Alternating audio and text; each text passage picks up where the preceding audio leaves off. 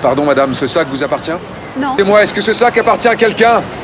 S'il appartient à quelqu'un, qu'il le dise. Le tic-tac lui a fait suspecter qu'il pourrait y avoir une bombe à l'intérieur. Il a fait signe à Eddie de ne pas s'approcher davantage. Jimmy a partagé ses inquiétudes avec Eddie pour protéger les passants du danger potentiel. Ils ont immédiatement commencé à évacuer la zone et ont aussitôt appelé des renforts de police. Peu après, un grand nombre de policiers sont arrivés sur place. Qu'est-ce qu'il y a? Qu'est-ce qui se passe? Il paraît qu'il y a un sac abandonné.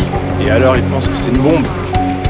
Non, on n'en est pas sûr, mais on vérifie par sécurité. Le robot de la police s'est lentement dirigé vers le colis, puis avec grande précaution, a étendu son bras mécanique pour ouvrir la fermeture éclair. Mais juste au moment où la fermeture allait s'ouvrir, quelque chose d'incroyable s'est produit.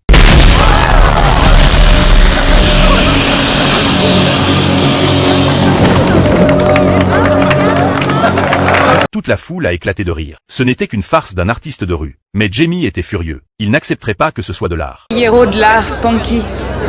T'as jamais vu ses œuvres dans la rue? Ça, c'est pas de l'art, c'est un type qui exploite la peur des gens.